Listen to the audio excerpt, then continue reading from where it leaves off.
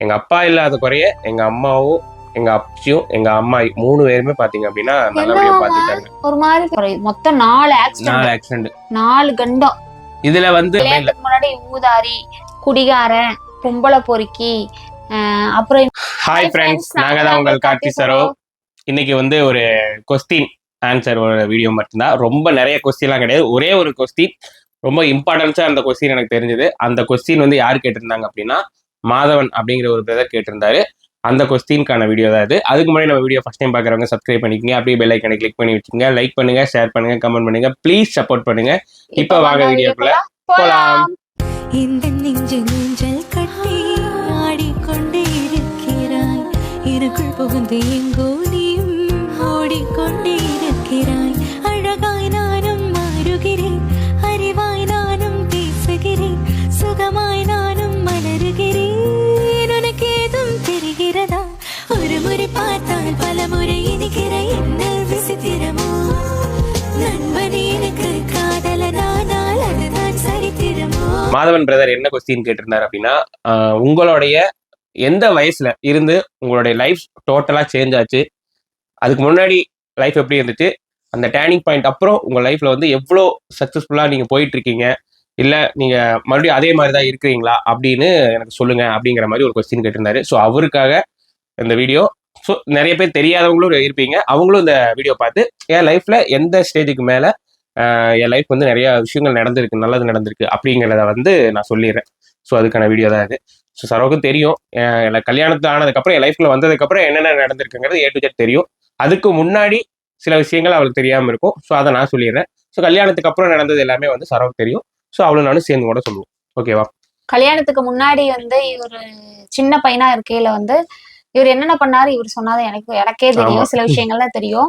மாமா வந்து இறந்துட்டாரு, இவர் வந்து சின்ன பையனா இருக்கையில நான் ஒரு 4th ஸ்டாண்டர்ட் படிக்கிறப்ப ஒரு 9 வயசு இருக்கும். அப்பவே வந்து அப்பா இறந்துட்டார். மாமா பேர் வந்து முருகேசன். ஆமா, நான் ஒரே பையன். அம்மா நான் மட்டும்தான் இருந்தோம்.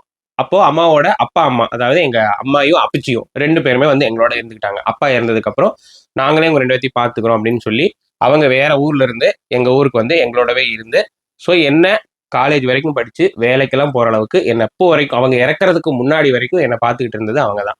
ஸோ அதுல வந்து என்னைக்குமே நான் சாகிற வரைக்கும் அந்த ஒரு அதுக்கு நன்றி கடன் கூட சொல்ல முடியாது, அது ஒரு வரம். எங்க அப்பா இல்லாத குறைய எங்க அம்மாவும் எங்க அப்பச்சியும் எங்க அம்மாயி 3 பேருமே பாத்தீங்க அப்படின்னா நல்லபடியா பாத்துட்டாங்க. ஒரு மாதிரி பேசுற இல்ல 3 பேருமே நல்லா பாத்துட்டாங்க. என்ன எந்த ஒரு விஷயத்துக்குமே, எந்த ஒரு பொருள் வாங்குறதுக்கோ எங்காச்சும் போறதுக்கோ வர்றதுக்கோ எதுக்குமே ஒரு குறை வைக்காம, ஒரு பையனுங்கிறனால அப்படின்னு இல்லை, மொத்தமாவே யார் வீட்டுல எத்தனை பேர் இருந்தாலும் சரி அந்த செல்லமா எப்படி வளர்த்தணும் அப்படிதான் வளர்த்துனாங்க. நான் ஒரே பையன், அதனால எனக்கு இன்னும் அதிகமான எதிர்பார்ப்பு இருந்தாலும் ஆசைகள் இருந்தாலும் அது எல்லாத்தையுமே அவங்க வந்து நிறைவேற்றி வச்சாங்க. அது எனக்கு ரொம்ப ரொம்ப சந்தோஷமா இருந்துச்சு. இருந்தாலும் நான் அந்தந்த நேரத்துல சில தப்புகள் பண்ணியிருந்தேன். அந்த தப்புனால என் லைஃப் என்னால மட்டும் இல்லை என் ஃபேமிலிக்கும் சேர்ந்துதான் அந்த பாதிப்பெல்லாம் ஏற்பட்டிருக்கும். அந்த மாதிரி சில பிரச்சனைகள் நடந்திருக்கு, தப்புகள் நடந்திருக்கு. அதை என்னங்கிறது நான் சொல்லிடுறேன். ஃபர்ஸ்ட் ஸ்கூல்ல இருந்து ஸ்டார்ட் பண்ணிடுறேன். ஸ்கூல் என்ன அப்படின்னா ஒழுங்கா படிக்கல, மெயினா அதை சொல்லிடுறேன். ஸ்கூல்ல இருந்து வர்றப்போ நம்ம என்னன்னா படிப்பு தான் நமக்கு முக்கியம். ஸ்கூல் முடிகிற வரைக்கும் 12th வரைக்கும் நமக்கு என்ன வேலை, ஸ்கூல் போறோம், ஒழுங்கா போறோம், படிக்கிறோம், வர்றோம், அது மட்டும்தான். நான் போனேன் வந்தேன் இல்லைன்னு சொல்ல, ஸ்கூலுக்கு 12th வரைக்கும் படித்தேன். ஆனா என் ஸ்கூல்ல வந்து நான் ஒரு மிகப்பெரிய ஒரு தவறுதல் பண்ணிட்டேன். ஒழுங்கீனம்னு சொல்ல முடியாது, நம்ம வந்து பொறுப்பா இருந்து அந்த நேரத்துல படிச்சிருக்கணும். இப்ப பெத்தவங்க வந்து அப்பா இல்ல, வயசானவங்க பாத்துட்டு இருக்காங்க, அம்மா பாத்துட்டு இருக்காங்க, கஷ்டப்படுறாங்க.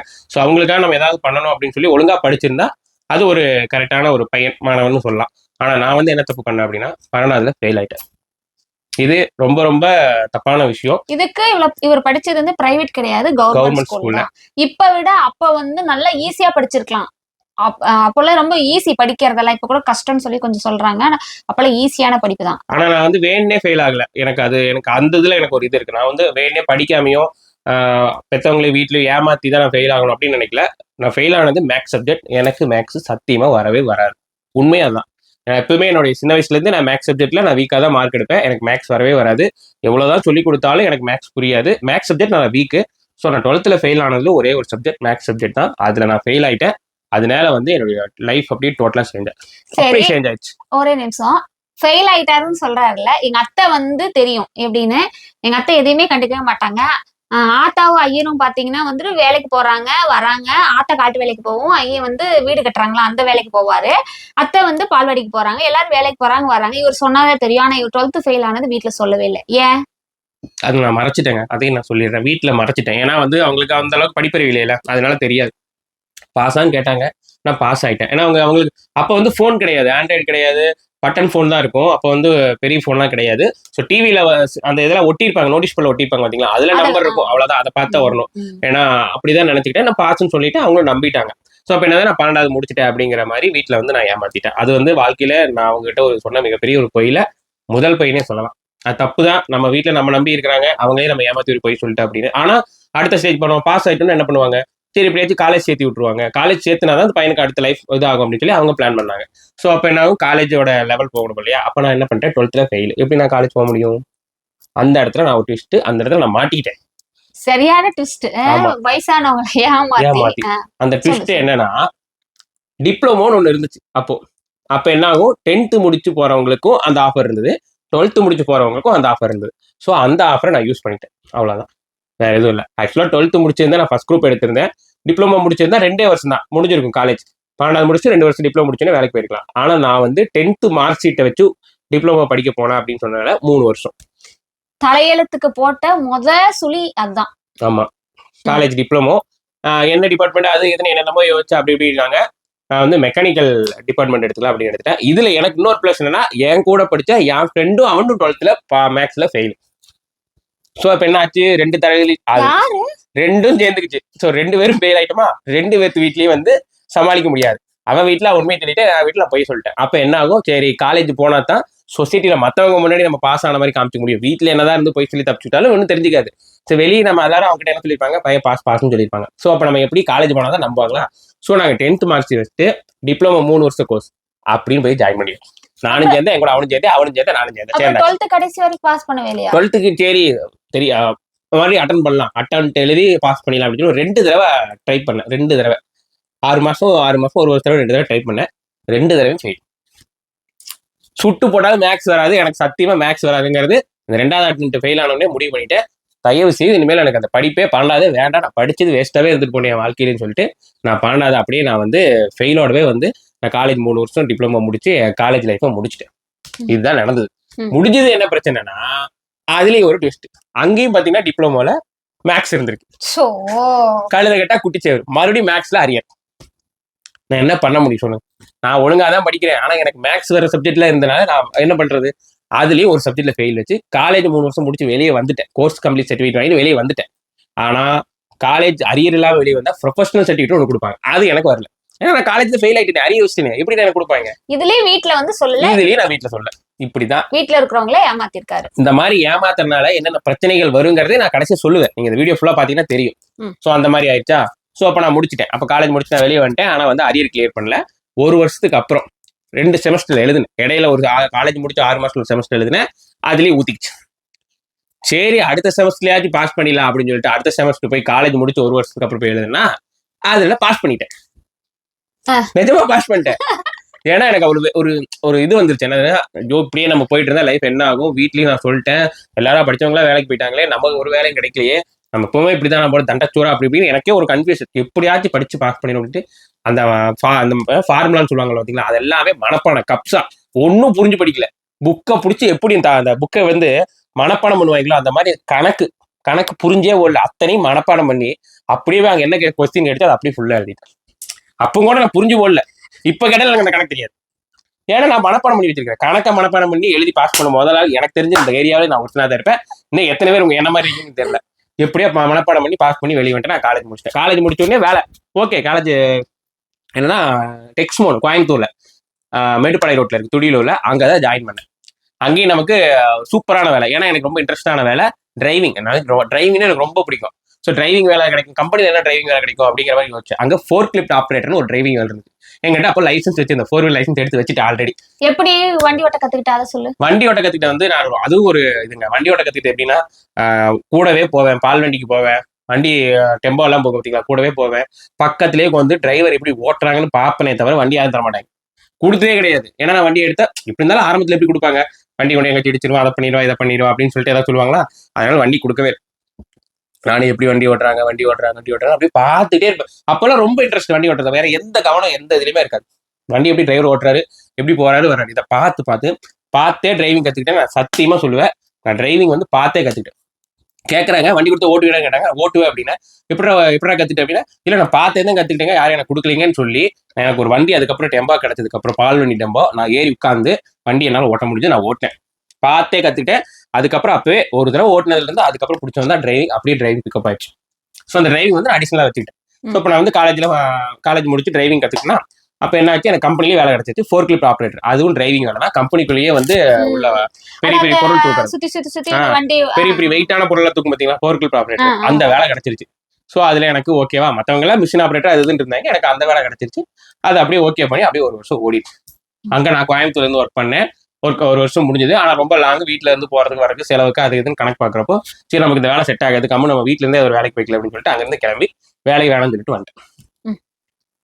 அது வேலை முடிஞ்சு வந்துச்சுன்னா அப்ப இங்க இருந்துட்டு என்ன வேலை தொடரலாம் பாக்குறப்போ எனக்கு ஒரு வேலை செட் ஆனதுன்னா சரி நம்ம வெளியே வர மாதிரி சேல்ஸ் டிபார்ட்மெண்ட் தான் நல்லா இருக்கும் அப்படின்னு யோசிச்சப்போ ஷோரூம்னு ஒரு வேலை இருந்தது.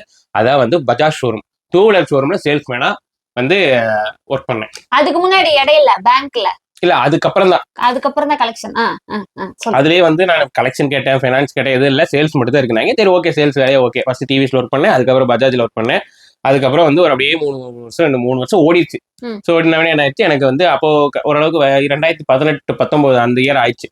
ஸோ அப்போ வந்து என்னாச்சு, சரி இந்த ஜாப்ல வந்து சேலரி கம்மியா இருக்கு, வேற ஜாப் போகலாம் அப்படின்ட்டு பேங்க் வேலைக்கு போனேன். எக்விடாஸ் பேங்க்குங்க, சாதாரண பேங்க்ல அப்பவே வந்து இந்த ஈக்விடாஸ் பேங்க் வந்து பேங்கா கன்வெர்ட் ஆச்சு. ஸோ அங்கேயே சூப்பரா இருந்தது, நல்ல சேலரியோட கலெக்ஷன் ஆபீசர் வேலை கொடுத்தாங்க. நல்ல வேலை. இப்ப இருந்திருந்தா மேனேஜர் ஆயிட்டிருக்கலாம் போச்சா. அந்த இதுல நான் வந்து ஜாயின் பண்ணேன். அது நல்லா தான் போயிட்டு இருந்தது. ஒரு 3-4 மாசம் வேலை செஞ்சுட்டு இருந்தேன். அது என்னன்னா என்னால கலெக்ஷன் வாங்க முடியல. ஏன், எதனால? ஹோம் லோன் கலெக்ஷன்ல இருந்தேன். என்னால வந்து ஒருத்தர் வீட்டுக்கு வாங்குறோம் ஓகே, என்னால கலெக்ஷன் வாங்கவே முடியல. சரி நம்மளுக்கு செட் ஆகாது. ஏன்னா நான் வந்து ஒருத்தர் மிரட்டி வாங்குறதுக்கு எனக்கு ஒரு மாதிரி இருந்துச்சு. அவங்களும் கஷ்டப்படுவாங்க, அந்த கலெக்ஷன் நம்ம எப்படி வாங்குறது அப்படிங்கிற மாதிரி எல்லாம் யோசிச்சேன். காலங்காத்தால போய் வீட்டுக்கு முன்னாடி அவங்க எவ்வளவு கஷ்டப்பட்டு சண்டை கூட நடந்துகிட்டு இருக்கும் வீட்டுல. அப்புறம் வந்து ஏதாவது ஒரு பெரிய காரியம் ஆயிரும், ஏதாவது ஒரு சூழ்நிலை நடந்துடும். கலெக்ஷன் போனதெல்லாம் நடக்கத்தானே செய்யும். இதெல்லாம் எனக்கு பாக்குறப்ப எனக்கு மைண்ட் ரொம்ப அப்செட் ஆகி இந்த கலெக்ஷன் நமக்கு செட் ஆகாது போல் இருக்கு, வேலை எல்லாம் நல்ல வேலை எனக்கு கலெக்ஷன் பண்ண முடியாது அப்படின்னு மேனேஜர் சொல்லிட்டு அப்படியே வந்து சொல்லிட்டு, அதாவது மேனேஜர் என் ஃப்ரெண்டு தான் என் மேனேஜர், அவர்கிட்ட நான் சொல்லிட்டு வேலையை விட்டு நிக்கிறதுக்கு முன்னாடி நின்னுட்டேன். ஆனா அந்த டைம் ஆச்சு நமக்கு ஒரு ட்விஸ்ட், தலையில வந்து இறங்கிச்சப்பா வாழ்க்கையில ஆக்சிடென்ட்னு போட்டு தள்ளிடுச்சு. சரியான ஆக்சிடென்ட். அதுக்கு முன்னாடி காலேஜ் படிக்கல ஒரு டைம் நடந்துச்சு. காலேஜ் படிக்கிறப்போ ஒரு ஆக்சிடென்ட் ஆச்சு. அது வந்து பஸ்ல இருந்து மிஸ் ஆகி விழுந்துட்டேன். காலேஜ் பஸ் இப்படி போகுதுன்னா டயர் இங்க இந்த பக்கம் விழுகிறது, இப்படி விழுந்ததா டயர் மேல ஏறி டயர்க்குள்ள போய் நசிங்க ஆல் க்ளோஸ் ஆயிருந்திருக்கும். அதுல தப்பிச்சேன்னா முதல் கண்டத்துல இருந்து தப்பிச்சேன். காலேஜ் படிக்கிறப்ப செகண்ட் இயர் படிக்கிறப்ப அந்த அளவுக்கு அடி இல்ல. ஆமா, இந்த நான் இப்ப சொன்ன பத்தில எக்டாஸ் பேங்க் வேலை முடிஞ்ச உடனே அதுல வந்து அப்பதான் வண்டி எடுத்தது, புது வண்டி வேற. அந்த டைம் பொல்லாதவன் படம் பார்த்து அதே வேணும்னு சொல்லி அப்பதான் வந்து அதை வண்டி எடுத்தேன். எனக்கு இதெல்லாம் வந்து தாத்தா இருக்கப்ப சொன்னது. அப்ப என்ன ஆச்சு, சரியான ஆக்சிடென்ட். கோயம்புத்தூர் விளாண்டு போய் நைட் டைம் போய் காருக்கு நேரா அவனும் வந்து ஆப்போசிட்ல ஏறி வந்து அடிச்சிட்டாங்க, நானும் வந்து அடிச்சிட்டேன். ஸோ என்ன ஆச்சு அப்படின்னா ஒரு சரியான அடி, வண்டிக்கிட்டே எல்லாம் உடஞ்சு. நானே என் பிரதர் 2 பேர் இருந்தோம், 2 பேர்த்துக்குமே அடி. அப்பவும் சீரியஸ். ஆம்புலன்ஸ்ல அங்கிருந்து தூக்கிட்டு வந்து தாராவத்துல போட்டு அங்கிருந்து மறுபடி ரெக்கவர் பண்ணி மறுபடியும் இந்த வேலையும் போச்சா, பேங்க் வேலையும் போச்சு, உடம்பு பாடியும் போச்சு, அதே மாதிரி வச்சிருந்த வண்டியும் போச்சு, போட்டு எல்லாமே போட்டு ஒரு வழி ஆயிடுச்சு. என்ன பண்றேன்னு தெரியல. அந்த ஆக்சிடென்டோட போட்டோஸ் வீடியோஸ் எல்லாம் இன்னுமே என்கிட்ட பழைய போன்ல தான் நான் எடுத்து வச்சிருக்கேன். அதெல்லாம் பாருங்க எப்படி இருக்குன்னு சொல்லிட்டு. அப்போ வந்து அடி கை, கால், ஷோல்டர், கண்ணு கிட்ட, இந்த இடத்துல பின்னாடி முதுகு பெல்ட் போட்டு இழுத்து போட்டு கட்டி இருந்தாங்க. என்னோட பாடி இருக்கு எல்லாமே அடி. அப்போ வந்து அடுத்தது இயர் போயிருச்சு, 2019 சம்திங் அந்த இயர் ஆயிடுச்சா. அப்ப என்ன ஆச்சு, 2019ல எனக்கு இன்னொரு வேலை, நல்ல வேலை, அதுவும் சூப்பரான வேலை எனக்கு கிடைச்சது. என் ஃப்ரெண்டு மூலம் தான் கிடைச்சது. வக்கீல் ஆபீஸ்ல குமஸ்தா வேலை, நல்ல வேலை தான், எனக்கு ரொம்ப பிடிச்சிருந்தது. நானும் ஒர்க் பண்ணேன். என்னுடைய அட்வொகேட் அவர் சார் எனக்கு ரொம்ப ரொம்ப ரொம்ப நல்லா பாத்துக்கிட்டாங்க, வீட்லயும் நல்லா பாத்துக்கிட்டாங்க, ரொம்ப நன்றி பிரபாகரன் சார். ஆமா, அவரு ரொம்ப நல்லா பாத்துக்கிட்டாங்க. வீட்லயும் அக்காங்க பசங்க எல்லாத்துமே பாத்தீங்கன்னா எனக்கு ரொம்ப பிடிக்கும், என்னையும் ரொம்ப பிடிக்கும் அவங்களுக்கு. அவங்க வீட்டு பையனாட்டு என்னை பாத்துட்டாங்க, அவங்களுக்கு ஒரு பையனாட்டு தான் என்ன பாத்துட்டாங்க. ரொம்ப நல்லா இருந்தது, என் லைஃப் நல்லா தான் போயிட்டு இருந்துச்சு. ஆனா அந்த டைம்ல 2019ல சரவை பார்த்தேன். நல்லா போயிட்டு இருந்தாதான் பாப்பாங்க ஒருத்தரை பார்த்தேன். 2019ல மே மாசம் நம்மளுக்கு கல்யாணம் ஆயிடுச்சு. ஜஸ்ட் ஒரு 2-3 மாசம் முன்னாடி தான் பார்த்துருப்பேன், பழக்கம். அப்படியே வந்து பிடிச்சிருச்சு. இவங்க வந்து கடையில அவங்க கடையில நின்றுட்டு இருந்தாங்க. போனேன், பார்த்தேன், பிடிச்சது. சரி லவ் பண்ணிக்கிட்டே இருந்தா ஏதாவது தப்பா சொல்லுவாங்க, கல்யாணம் பண்ணிக்கலாம் அப்படின்னு இவங்ககிட்ட சொன்னேன். இவங்களுக்கு டைம் கொடுத்தேன், ஓகேனாங்க. ஓகே ஆயிடுச்சு. அப்படியே வந்து மே மாசம் கடைசி தேதி கல்யாணம் ஆயிடுச்சு. ஒரே நாள் தான் டைம்.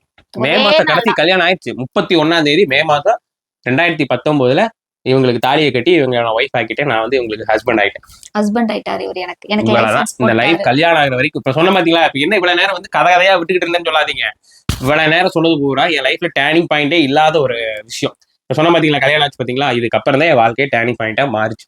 இதுதான் அப்பவே என்ன கல்யாணம் பண்றதுக்கு முன்னாடி 3 ஆக்சிடென்ட். இப்ப என்ன கல்யாணம் பண்ணதுக்கு அப்புறம் 1, 6 வருஷத்துக்கு அப்புறம் மொத்தம் 4 ஆக்சிடென்ட், 4 கண்டம். இதுல வந்து 2 தடவை வந்து சொல்லக்கூடாதான், இருந்தாலும் சொல்றேன். ட்ரிங்க்ஸ்னால விழுந்தேன். ஆமா சொன்னாங்க. இன்னும் 2 ஆக்சிடென்ட் வந்து ட்ரிங்க்ஸ் அடிக்காம விழுந்தேன். ஸோ அப்ப என்ன, ஆக்சிடென்ட்ங்கிறது ஒண்ணுதான். ஸோ எப்படி இருந்தேன், என்னுடைய உடம்பு எப்படி இருந்திருக்குதோ அது தந்தாப்புல அடி. ஸோ வந்து ரொம்ப ரொம்ப ரொம்ப ரொம்ப தப்பு.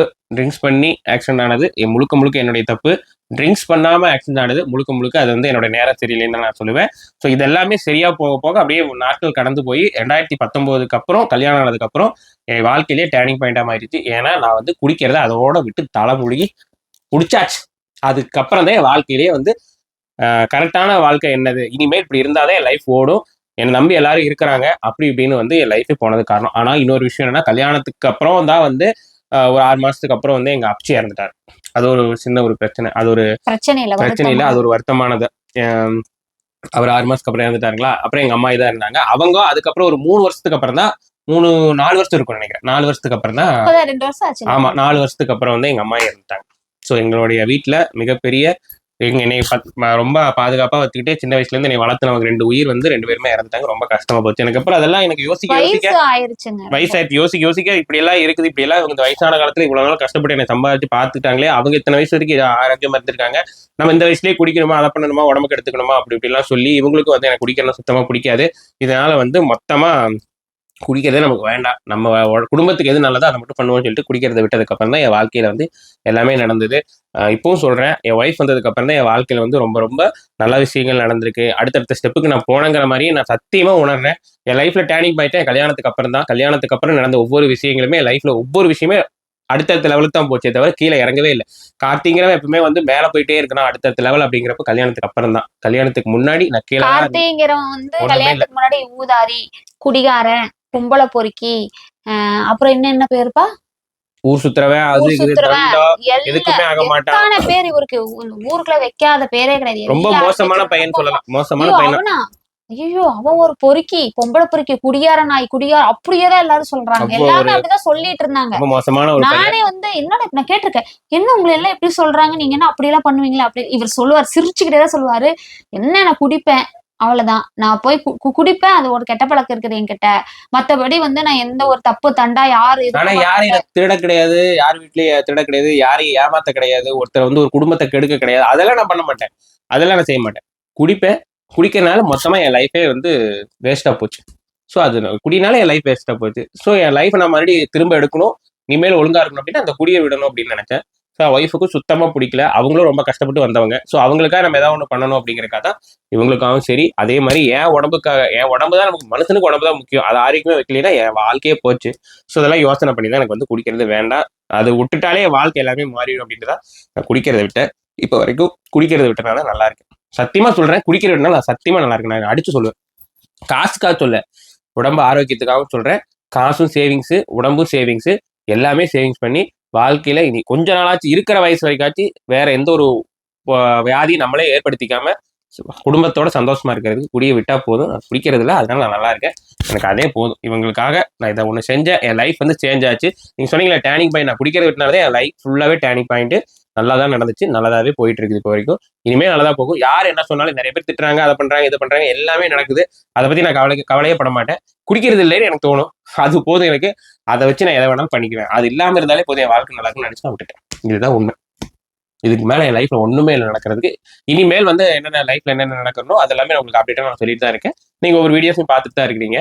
ஸோ 2 வருஷமா எங்க வீடியோஸ்ல என்ன நடக்குதோ அது எல்லாமே எங்க லைஃப்ல நடந்த விஷயம் தான், பொய்யோ மாத்தியோ எதுவுமே பேச கிடையாது. என்ன நடந்தோ அதை போட்டேன், இனிமேல என்னென்ன நடக்குதோ அதை நாங்கள் வீடியோ கொடுக்குறோம். இதுக்கு முன்னாடி பாஸ்ட் லைஃப்ல என்னென்ன நடந்தது நீங்க கேட்டிருந்தீங்க, அதை நான் வந்து தெளிவா நான் என்னுடைய தப்பையும் நான் கூட சொல்லிட்டேன், மறைக்காம போய் சொல்லாம சொல்லிட்டேன். அதுக்கப்புறம் லைஃப் இப்படி இருக்கிறதையும் நான் சொல்லிட்டேன். ஓகேவா? ரொம்ப நேரம் பேசிட்டு நினைக்கிறேன், உங்களுக்கே போர் அடிச்சு. ஆமா, கொஞ்சம் சுருக்கமா முடிச்சிட்டாரு, அவ்வளவுதான். இன்னும் பேசினா இன்னும் நிறைய சொல்லிட்டே இருக்கலாம். எங்க லைஃப்ல, இவர் லைஃப்ல நான் வந்ததுக்கு அப்புறம் நிறைய ஸ்ட்ரகிள்ஸ் நிறைய வந்திருக்கு, இல்லைன்னு நான் சொல்லவே கிடையாது, நிறைய வந்திருக்கு. அது எல்லாத்தையுமே தாண்டி நாங்க வந்து இந்த இடத்துல உட்காந்துருக்கோம் அப்படின்னா பாத்தீங்கன்னா வந்துட்டு கடவுள் மீறி ஒரு சக்தி இருக்கு அப்படின்னா கண்டிப்பா எங்களோட, நாங்க என்ன நினைக்கிறோம்னா எங்களோட நம்பிக்கை கடவுள் இருக்காரு. நான் கண்டிப்பா சொல்றேன், அவர் இல்லாம இருந்தா எத்தனையோ விபத்துகள்ல எத்தனையோ இது நேரத்துல விழுந்து எந்திரிச்சு சொல்றாரு வந்து மணிக்கு, நீ எந்த அளவுக்கு கடவுளை கும்பிடுறியோ அந்த அளவுக்கு நான் வந்து தப்பிச்சு வந்திருக்கேன் சரோ, கடவுள் வந்து இருக்காரு. அந்த ஒரு செகண்டு திடீர்னு எனக்கு வந்து நாய் வந்து உளுந்துரும்னு நான் நினைச்சேன், ஆனா வந்து அது அங்க இருக்கு, ஆனா அங்க வர நாய் எனக்கு உளுந்துருச்சு, எனக்கு அதாவது ஆயிருமோ அப்படின்னு நான் நினைச்சு போய் தான் விழுந்துருவேன். முடிஞ்சது என்ன ஆக போகுது, எனக்கு உயிர் போயிருமா, மண்டை உடையுமா, கை உடையுமா, கால் உடையுமா, எனக்கு எல்லாமே தெரிஞ்சிருச்சு. ஆனா எது நடக்கும் தெரியல. அந்த நேரத்திலேயே நான் போய் அதே மாதிரி விழுந்தேன். அந்த அன்னைக்கு செவ்வாய்க்கிழமை மத்தியானம் நான் வீட்டுல முருகனுக்கு பூஜை பண்றேன், எல்லாமே செய்யறேன். ஆனா இவர் காலையில தான் விழுந்து எழுந்துச்சுக்கா நித்தல. அந்த அன்னைக்கு முருகனுக்கு கும்பிடணும், முருகனுக்கோட போன்ல வந்து கந்த சஷ்டி கவசம் வச்சு நான் கேட்டுட்டு எல்லாம் பண்ணிட்டு இருக்கேன். கரெக்டா வந்து அந்த அன்னைக்கு ஃபுல்லாவே சொல்ல புதன்கிழமைக்கு கால் பண்றப்பதான் எனக்கு தெரியும் இப்படி ஆனது அப்படிங்கிறது. சொன்னார் வந்ததுமே, கடவுளை நீ கும்புறனாலதான் இந்த அளவுக்கு கடவுளை ஒவ்வொரு விஷயத்துலயும் என்னை காப்பாத்தி கொண்டுட்டு இருக்காரு சரோ அப்படின்னு சொல்லி இவர் வந்ததுமே சொன்னார். உண்மையாலுமே எனக்கு கடவுள் பக்தி அதிகம் இருக்குங்க, என்னோட வாழ்க்கை இந்த அளவுக்கு மாறி இருக்கு அப்படிங்கிறப்போ வந்துட்டு நான் என்ன சொல்றது, யாரை எதை சொல்றதுன்னு எனக்கு தெரியல. என்னோட லக்கியா இல்ல கடவுள் வந்து எனக்கு இந்த வாழ்க்கையை மறுபடியும் மீட்டு கொடுத்துருக்காரா அப்படிங்கிறது வந்து என்னால இப்போ வரைக்கும் வந்து அதை மறுக்க முடியாத ஒரு விஷயமாவே இருக்கு. நான் வந்து என்ன சொல்றதுன்னு எனக்கு தெரியல. எல்லாருமே சொல்றாங்க, அக்கா நீங்க லக்கிக்கா, நீங்க லக்கிக்கா, அண்ணா கிடைச்சதுக்கு லக்கிக்கா. இவரை கல்யாணம் பண்ணப்ப கூட இவர் குடிச்சாரோ, என் வாழ்க்கை இந்த வாழ்க்கையும் போயிருச்சு, அதே மாதிரிதான் அந்த வாழ்க்கை மாதிரி இந்த வாழ்க்கையும் ஆக போகுது. ஐயோ நான் எனக்கு எப்படி தெரியுமா இருந்துச்சு, எனக்கு போச்சு இந்த வாழ்க்கையில வந்து நான் மாட்டிக்கிட்டேன், நான் என்ன பண்ண போறேன் எனக்கு தெரியல, செத்து போயிடலாமெல்லாம் நான் யோசிச்சிருக்கேன். ஒரே தடவை தான் அந்த கல்யாணம் பண்ணி குடிச்சாரு, அதுக்கப்புறம் வந்து அப்படியே டோட்டலா விட்டாரு. அந்த அளவுக்கு நான் வந்து மன உளைச்சலாகி பைத்தியம் பிடிச்ச மாதிரி கல்யாணம் பண்ணி வந்து சாப்பிடாம உங்காம வேலைக்கு போய்வான் வருவேன், நான் பாட்டுக்கு படுத்து அதெல்லாம் இவர் பாப்பாரு, பார்த்தனாலதான் விட்டாரு. இவர் சும்மா சொல்லிக்கிட்டு இருக்கிறாரு எல்லாம் சில விஷயங்கள். என்னன்னா அதான் சில விஷயங்கள் லைஃப்ல நடக்கத்தானே நம்ம ஏன் அதை குடிக்கிறோம், அதனால நம்ம குடி ஏன் கெடுக்குது. யாருமே வந்து குடிக்கிறவங்க வந்து அவங்களாம் நினைச்சு விட்டா ஒளிஞ்சு, இல்லைன்னா பொண்டாட்டி பிள்ளை நினைச்சு விட்டா ஒளிஞ்சு. இவர் வந்து முக்காவாசி விட்டதுக்கு காரணமே நான் திட்டுவேன். அது ஒரு மாத்திரை மருந்துனால குடியை சத்தியமா விட முடியாது. அவன் கண்ட்ரோல் அவங்களுக்கு வேணும், அப்பதான் அந்த குடியை நிறுத்த முடியும். இது சத்தியமான உண்மை. யார் நம்புறீங்களோ நம்மளே தெரியல. தான் கண்ட்ரோலா இருந்தா மட்டும்தான் குடியை விட முடியும். அடுத்தவங்களாலேயோ டாக்டர்னாலேயோ எதனாலையுமே குடியை விட முடியாது. அதை விடுங்க, உங்க லைஃப் கண்டிப்பா நல்லா இல்லைன்னா அதுக்கப்புறம் நினைக்கிறேன் கண்டிப்பா லைஃப் வந்து சேஞ்ச் ஆகும். அந்த மாதிரிதான் என் லைஃபும் மாறிச்சு, இவரோட லைஃபும் மாறி இருக்கு. ஏமாமா எங்க 2 பேர்த்துக்கு இடையில ரொம்ப சந்தோஷப்படுறது எங்க அத்தையா தான் இருக்கும். எங்க அத்தை அவ்வளவு சந்தோஷத்துல இருக்காங்க, என் பையன் தண்ணி போடுறதை விட்டுட்டான், அவன் இப்போ மனுஷனா திருந்தி இருக்கான், அவன் மாறி இருக்கான், இந்த அளவுக்கு மாறுவான்னு நினைக்கவே இல்லை அப்படி இப்படின்னு இவர் சொல்லுவாரு. அப்பெல்லாம் வந்து வண்டி ஓட்டுறதுக்கு சொன்னார் பாத்தீங்களா, வண்டி கேட்ட யாருமே கொடுக்கல என்னை நம்பின்னு சொல்லி. இப்போ அவரு 2 கார் வச்சிருக்காரு, சொல்லுங்க, வண்டி வச்சிருக்காரு, சொந்த வீடு வச்சிருக்காரு. இதெல்லாம் எப்படி யோசிச்சு, எங்களாலே அதெல்லாம் இது பண்ணவே முடியல. கடன் வாங்குற கடன் கட்டுறோம். மிகப்பெரிய வாழ்க்கை ஒரு தப்பை விட்டுட்டா அடுத்தது பூரா நல்லது நடக்கும். அந்த தப்பை மட்டும் சரியா விட்டுட்டா லைஃப்ல எல்லாமே சரியா நடக்குங்கிறதுக்கு நிறைய விஷயம் வந்து அடிபட்டு வந்திருக்கோம், இல்லைன்னு சொல்லல, இருந்தாலும் மாறி இருக்கு. கடன் இருக்கு, நிறைய கடன்கள் இருக்குது. லைஃப் போக போக கடன் இல்லாத வாழ்க்கையே கிடையாது, லைஃப் போயிட்டே தான் இருக்கும். நீ அடுத்து எங்களுக்காக ஓடிக்கிட்டு இருந்தோம் இத்தனை வருஷம், இப்ப குழந்தைகளுக்காக ஓட வேண்டிய இதுல நாங்க இருக்கோம். நாங்க 3 பேர், நாங்க அத்தை இவர் மொத்தம் 3 பேர் வந்து இப்ப ஓடிக்கிட்டே இருக்கோம், குழந்தைங்களோட எதிர்காலத்துக்காக ஓடிக்கிட்டு இருக்கோம். கண்டிப்பாக. இவர் வந்து ப்ராமிஸ் பண்ணிருக்காரு எனக்கு. என்ன ப்ராமிஸ்னா, சரோ தம்பிகளை நல்லா படிக்க வச்சு நல்லா ஆளாக்கி நல்லா அவனுங்களுக்கு வந்து நல்ல வேலை வாங்கி கொடுத்து, அவனுக்கு நல்ல வேலை வாங்கி கொடுத்து, அவனுங்க வந்து சம்பாரிச்சு கொடுக்குறானுங்களோ இல்லையோ அவனுக்கு சம்பாரிச்சு நாளைக்கு அவனுங்களுக்கு ஒரு நல்ல கல்யாணம் பண்ணி நம்ம ஒரு பேரன் பேத்தி எடுத்து நம்ம இன்னும் நல்லா இருக்கணும். அதுக்கு கடவுள் வந்து நம்மளுக்கு அதளவுக்கு ஆயில கொடுக்கணும் அப்படின்னு சொல்லிட்டு எனக்கு வந்து ப்ராமிஸ் பண்ணிருக்காரு. ஆமா, அதுதான் லைஃபுக்கு உண்டான அடையாளமே. அதுதான். சும்மா கல்யாணம் பண்ணா வந்தா போனா இருந்தா டைவர்ஸ் பண்ண போனா அதெல்லாம் கிடையவே கிடையாது. உருப்படியா ஒண்ணு செய்யற வாழ்க்கையில நம்ம நம்பி வந்தவங்களுக்கு நம்ம ஏதாவது ஒண்ணு பண்ணணும், நல்ல விஷயம் பண்ணி விடணும், அவ்வளவுதான். அது மட்டும்தான் என்னுடைய குறிக்கோள். அதுக்கானதான் என் லைஃப் ஓடிட்டு இருக்கு. கண்டிப்பா வந்து என்னை நம்பி வந்த என் ஒய்ஃபும் சரி, பசங்களையும் சரி, என்னை பெத்த எங்க அம்மாவையும் சரி, என்னால முடிஞ்ச அளவுக்கு என்னுடைய உடம்புல திராணி இருக்கிற வரைக்கும், நான் திராணினா தெம்பு இருக்கிற வரைக்கும் 4 பேர்த்தையும் நான் எப்படி உனக்கு தெரியும் பேசுறதுக்கு 4 பேர்த்தையும் நான் நல்லா பாத்துக்குவேன். நிறைய விஷயம் இருக்குது இவருக்குள்ள. அதுக்கு உண்மையா கடவுள் மட்டும் தான் டெய்லியும் எப்ப எந்தெந்த பிரச்சனை வந்தாலும் எல்லாத்தையும் எனக்கு கடந்து என் உயிரை காப்பாத்திட்டு இருக்காரு. எனக்கு அது வரைக்கும் நல்ல ஆயில கொடுத்து உடம்பு ஆரோக்கியம் கொடுத்தோம்னா போதும். நான் 4 பேர் என்னை நம்பி 40 பேர் இருந்தாலும் என்னால காப்பாற்ற முடியும். உண்மையாலுமேங்க நாங்க நல்லா இருக்கணும் அப்படின்னு சொல்லிட்டு வாழ்த்துறீங்க நிறைய பேர். அதே மாதிரி இந்த வீடியோவை பார்த்துட்டு எல்லாரும் வந்து நாங்க நல்லா இருக்கணும்னு சொல்லிட்டு எங்களை வந்து பிளஸ் பண்ணுங்க. திட்டுறவங்க 1000 பேர் இருந்தாலும் வாழ்த்துறவங்க 2000 பேர் இருப்பீங்க. இப்ப இந்த வீடியோக்கு நிறைய கமெண்ட் வரும், திட்டலாம், கமெண்ட்ஸ் எல்லாம் அளவே இல்லை, ஏகப்பட்ட கமெண்ட்ஸ். கடையில பார்த்தேன்னா நேத்தானா நீ மாப்பு சரக்க போட்டு ரோட்ல கிடந்தெல்லாம் சொல்லலாம். அது நான் ஜாலியாவே எடுத்துக்கிறேன், ஒன்றும் பிரச்சனை இல்லை. நீங்க சொல்லிட்டு போங்க யாரா இருந்தாலும். சரி ஓகே, இப்படி பேசிட்டே இருந்தா வந்து ஓடிட்டே தான் இருக்கும். இந்த வீடியோட நான் முடிச்சுக்கிறேன். இதுதான் என்னோட லைஃப், பாஸ்ட் லைஃப். அதுக்கப்புறம் ஃபியூச்சர்ல என்ன நடந்துட்டு இருக்கு, பிரசன்ட் நடந்துட்டு இருக்கு, ஃபியூச்சர்ல எப்படி போக போறோம், ஃபியூச்சர்ல நடக்குதா அப்டேட் பண்ணிட்டே இருக்கோம். ஆமா, அதனால வந்து ஓகே, இந்த வீடியோக்கு மேல பேசினா போர் அடிச்சிடும். ஓகே, பாய். இதுவே ரொம்ப லாங்கா போயிருச்சு, தயவு செஞ்சு ஸ்கிப் பண்ணாம பாருங்க. ஓகே, இந்த வீடியோ வந்து இதோட முடிச்சுக்கிறோம். நெக்ஸ்ட் வந்து சூப்பரான வீடியோல சந்திக்கிறோம். வேற ஏதாவது கொஸ்டின்ஸ் இருந்தாலும் கேளுங்க கீழே கமெண்ட் பாக்ஸ்ல, கண்டிப்பா அதுக்கு ஆன்சர் பண்றோம். உங்களோட இந்த வீடியோ பெறுவது உங்கள் கார்த்தி சரோ. பாய்.